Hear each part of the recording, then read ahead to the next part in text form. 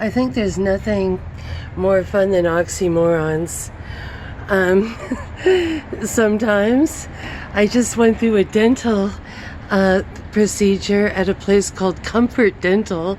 I thought that was an oxymoron.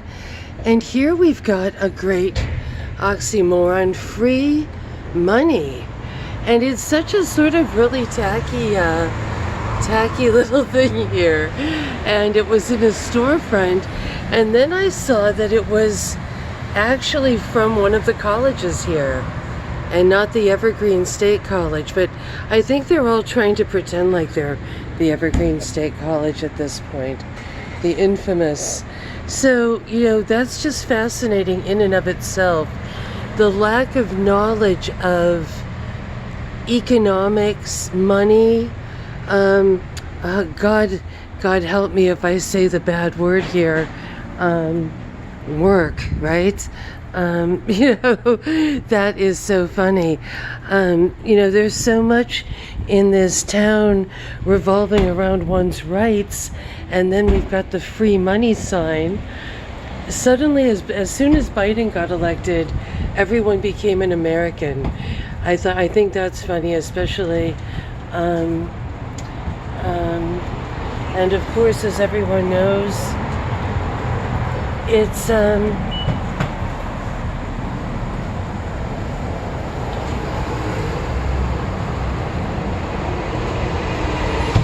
when they're saying it, you always know it sort of means the opposite deep down.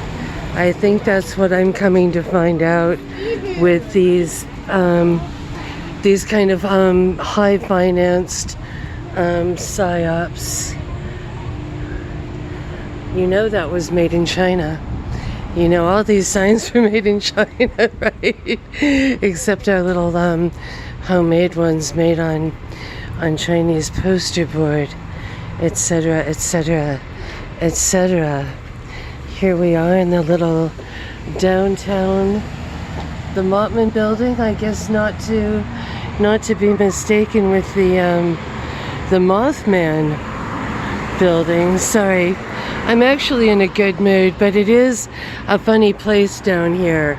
That place is like one of these stores, the Archibald Sisters, that has like a lot of gag gifts, and I remember they had a lot of these gag gifts of these kind of fighting nuns. It's kind of a stale gift at this point. I think I remember seeing them back in the 80s, but they still sell them here and think it's like edgy, the little plastic boxing nuns. And when I asked if they had boxing Mohammeds, like the whole entire store went silent. I did that like a long time ago, not even meaning to do it like in a mean way, but just, okay, if you've got the Christian version, what about the other version? So it's funny here. If you have, it's like there's like, it's a club, and you've got to wear the right pants or whatever to belong to the club, and I think sometimes that's almost what this whole thing is just, it's a club, and you don't have to make sense. It's the Alice in Wonderland, Mad Hatter sort of approach to things, and it's once again, it's the elite kind of thing. So it's interesting here in Olympia this morning. I wasn't planning on filming. I got sent down here to grab some takeout. There's too many tattoo parlors in this town. Clean, honest work. I don't know if there's anything clean or honest about tattoos, but we'll get into that later. If there's anyone here with a tattoo. Now this is interesting. Here is a piece of history, and I'll try to come down at night when I can get a better sort of, we've got the Labor Temple, and this kind of very old tavern that I drive by on occasion called the Brotherhood, and everyone used to always be scared to come in here. like a long time ago, like in like the 70s and 80s and stuff. It was where, you know, the loggers came, you know, whenever they came to town. So someone kind of bought this and kind of tongue-in-cheek, hey, we've got Antifa right there, and sort of tongue-in-cheek, and they've always got like a nice car, right? And they tongue-in-cheek, you know, turned it into like a gay bar, the Brotherhood. So it went from the Brotherhood to the Brotherhood, and the same name, maybe different meaning, and that's like neither here nor there for me. I'm just giving you guys what the history of it was. So they must have loved it when it went up for sale or whatever. So they have some of it the same, with its like little heritage, metal there, and we've got this.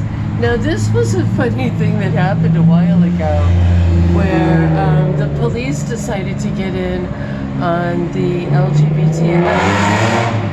And by the way, this has nothing to do with any particular group. I am just once again recording, you know, Olympia archival stuff as I'm waiting for food. And so the police kind of went along with this to try to get everyone on board, which they do. But it's weird because instead of getting on board, this guy I knew found these stickers that were like making fun of the police for being like such suckers, that they like got on board with it, and he ended up like taking it to the police department and showing them like, you guys are being made fun of by these people, right? And they were like so upset, you know, because here they really had tried and really thought that they were they really thought that they had done the right thing, and they were just being laughed at as suckers behind the scene. So I like this dignity labor thing, because once again, the difference between the old Brotherhood and the new one is that the old one, they had they were actually working, and the new ones don't and aren't, and that's kind of part of the whole basis of the movement. But they, once again, they like to play with words, right? They'll say language is violence, and that violence is peaceful protesting. I'm sorry, I'll get off of this because it's all just hogwash that we all know about anyway, but that's something that is just kind of an in-your-face, low level. I feel it's low level to obvious stuff downtown. And anyway, we send our love to you.